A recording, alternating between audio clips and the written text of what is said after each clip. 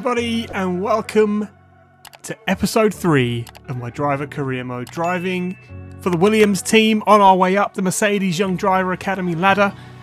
And it's our first season in Formula 1, and we are headed today to what many would know as the jewel in the Formula 1 crown. It's the Monaco Grand Prix. Currently Sergio Perez leads the standings, but it's a close fight up there between himself, Hamilton and Leclerc. Max Verstappen a little bit off at the moment, but it's super early. That could turn around, so potentially a four-way fight for the lead of the Grand Prix. Here's what happened last time in the lead of the championship, Grand Prix. Here's what happened last time in Imola. We had a good race, actually, and we managed to finesse a top 5 finish by inadvertently causing a safety car by spinning. Here's exactly what happened. So we were fighting Gasly, and around we go, pretty much all the way to the back as we get ourselves back on track. And then as we were getting back into the groove of things, having just spun with hot tyres, we did it again. And I was just sat there contemplating what to do next, and that caused the safety car. So we did get ourselves back in the fight, and the pace has been good. We're well in the midfield in this Williams car, and we're going to keep upgrading as the season goes on. So who knows, by the end of the season we could be upper midfield, maybe even nipping at the heels of Aston Martin. It remains to be seen. Anyway, let's go qualifying in Monaco. This should be fun.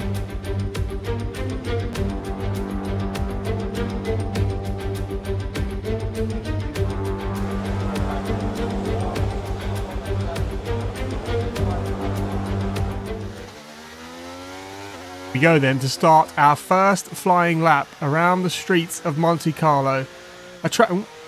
Tap of the barrier there just for good luck, and off we go. A track that I've never really had much luck at, to be honest. I've only had it in maybe one of my career modes in the last couple of games, and it's not gone well, so I always tend to avoid it. But I've been feeling good about the traction in this game. That was always the biggest thing, and the traction feels really good here, so I can actually throw the car around, get on the power, and have a bit of pace, hopefully, as we come through the swimming pool chicane, just tapping the wall again. Probably not really necessary at this stage of qualifying, but somehow we've gone purple through sector 2. Now, we are the 7th car out on track, I think, so it's early days. None of the front runners have really gone yet, but the McLarens, I think, have set times, so it's looking good. Piastri just behind us, and we go fastest. That is quite something. P4. Here's a strange scenario that happened. Perez was absolutely hounding me. Oh no, it is Verstappen. So I thought, yeah, he's on a lap. But he wasn't. So I got out of his way, and then he immediately stopped, and the pair of us ruined Hamilton's lap. And then this happened. What happened? Let me know you're okay. We tapped the barrier on the entry to the chicane, and you see how the car just bounces off, and suspension broken, and that's our qualifying done. So what is our only lap good enough for? It's a P7, which is quite something for me, let alone the team and the car. I'll take that. So we're starting in the top 10. We just need to park the bus. Formula 1 returns to Monte Carlo once again today, home to the world-famous Monte Carlo Casino that first opened in 1863. And of course, a certain road race first held in 1929. There's no greater an occasion, no more valuable a win than the Monaco Grand Prix. The astonishing Circuit de Monaco is, for all intents and purposes, virtually unchanged since its inaugural race back in 1929. The faster cars of today ensure the 19 corners past the casino and along the seafront remain as thrilling as ever. A 2.1 mile lap here takes us around an entire country, yet never more than inches from the race-ending barriers. Let's run you through the driver grid order for today's exciting race. A fantastic effort from Charles Leclerc yesterday, and it's put him on pole, and Lewis Hamilton completes the front row. Moving on to the rest of the grid, we have Russell, Sainz, Verstappen, Perez, Harris, Fernando Alonso, Norris, Gasly, Stroll, Hulkenberg, Oscar Piastri, Ocon, Bottas, Tsunoda, Magnussen, Joe, Albon and Nick de Vries. Which of these talented drivers will come out on top today? Alrighty, here we go then for the Monaco Grand Prix, round 3 in our driver career mode. Clutch bite is good, gearbox is responding normally. Make sure to warm up the tyres and brakes. Warm the tyres and brakes. And we've got a very, very good chance to score points today. You don't need me to tell you that it's hard to overtake around Monaco, so we need to park the bus. We've got Perez in the Red Bull ahead of us, Verstappen directly ahead of us in P5, so we're not going to be fighting with those guys. We might be able to hold off Alonso if we can get a good start. If we can get a good start. That's not guaranteed. As we wait for the 5 red lights. And the Monaco Grand Prix is underway, and we get a decent start, but Alonso was absolutely on it as we go up the inside of Perez, have to cut the corner into turn 1, and we're not going to be able to take that position. And look at the straight line speed there of the Red Bull. I mean, it's inevitable really, isn't it?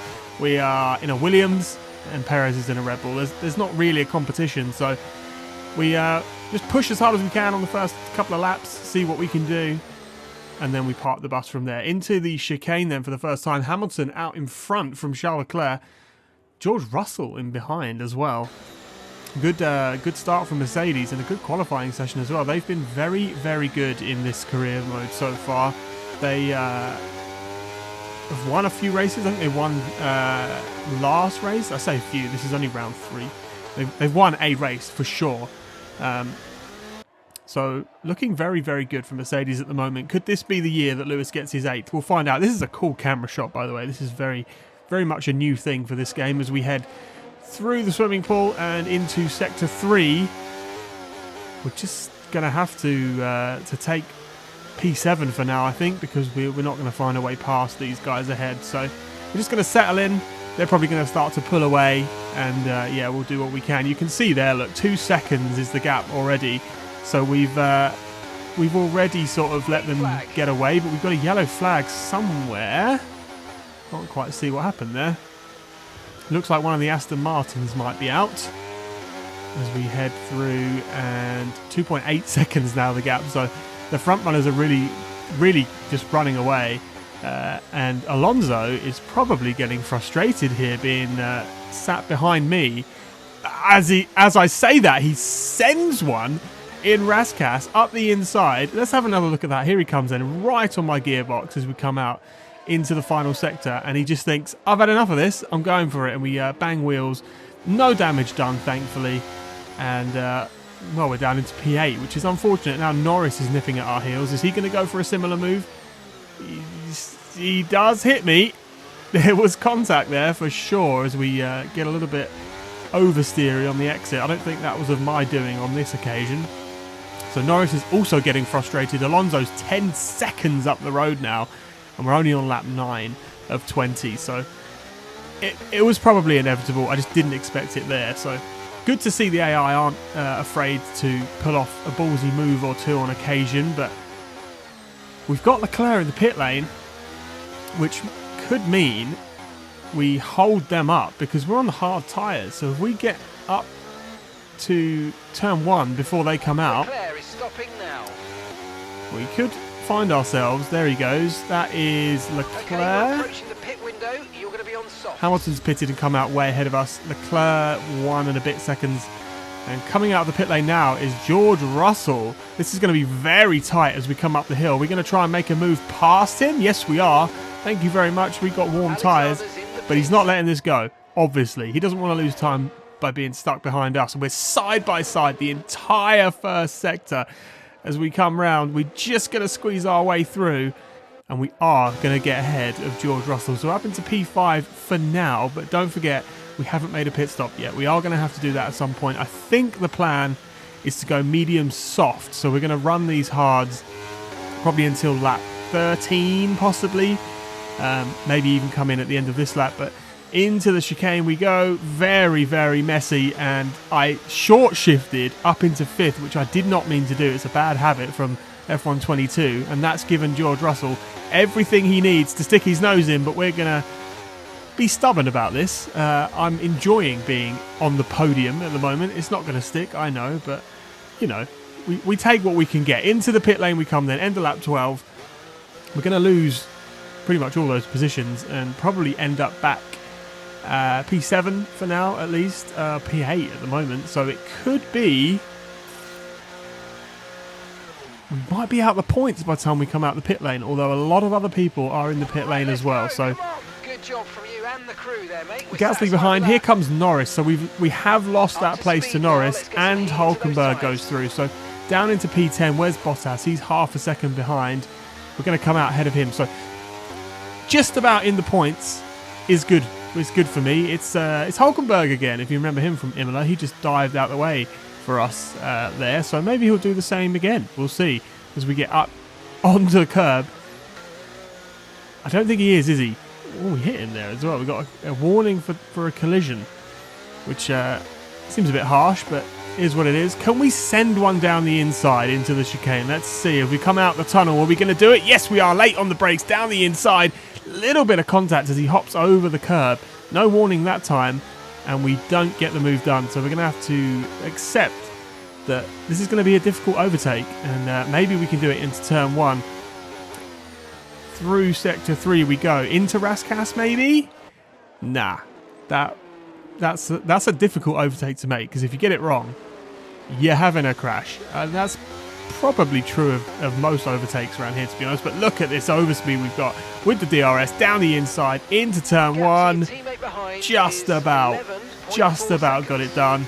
Get on the power. Soft tyres versus medium, and we're off. We're pretty evenly matched with the Haas car, so that's a good test of how different the tyres are. As we come through onto the final lap, we're going to start now, and just look at the mini-map. We have a train behind us. There is a huge gap, 10 seconds to Norris up the road, 13 to Alonso, who interestingly went to hards. I don't remember what he started on, but maybe he started softs. But yeah, a fun Monaco Grand Prix, one we've actually managed to finish as well, and in the points too, as Lewis Hamilton comes across the line to take the win from Charles Leclerc. George Russell 23 seconds behind, so he obviously did get held up by us when we had those shenanigans when he came out the pit lane, but 23 seconds, it seems like a lot. As we come around the final corner, very deep on the brakes there, we almost hit the barrier, and we are going to come across the line for more points. 2 points. We take those. We take those. Right, race over. Take care of the car on the way in. That must have us looking pretty good in the standings compared to our rivals at the moment. Lewis Hamilton, driver of the day. Mercedes have won it, and what a great race it was. And we'll take a look at the standings in a sec. Tell me, Ant, how do they manage to achieve this win? I feel like consistency was probably the key today. There's being quick, and then there's being quick lap after lap after lap. If you can do that, you can capitalise on other people's errors without making many of your own. And that's an approach that can push you a long way up the field. After an excellent performance at the Grand Prix, I'm sure there'll be plenty of celebrations tonight amongst the Mercedes team, and they certainly deserve it. I think we can put that down as another solid race. We got in the points, and at the moment, that's all we can ask for. It's our rookie season in Formula One. The more points we can score, the more we can impress the folks at Mercedes, and the quicker we can progress. Obviously, they've still got Hamilton, they've still got Russell, both in contracts, so we'll have to see what happens, but eventually, Mercedes is where we want to end up, as both Mercedes drivers on the podium, along with Charles Leclerc. So Hamilton, I think, now leads the championship. We'll have a look at that in a second, but fastest lap for Lewis as well. So full 26 points today. Charles Leclerc in P2, George Russell P3, Carlos Sainz P4, Sergio Perez P5, ourselves in P9. Where did Albon come? I think he was like down the bottom somewhere, but here's what the championship looks like. Lewis Hamilton leads currently with 52 points from Charles Leclerc and Sergio Perez, both with 43 points, and we are in the top 10 currently. That's pretty good. 6th for Williams in the constructors with 12 points, and Mercedes lead that with 79 from Ferrari with 73, as well as Red Bull with 73. So they're tied in the drivers and the constructors at the moment. It's a very, very close fight at the front. So if you're enjoying this series so far, please leave me a like, drop me a comment, subscribe if you're new, and I'll see you next time. I think it's Spain next. Should be fun. No chicane anymore. See you then. Bye.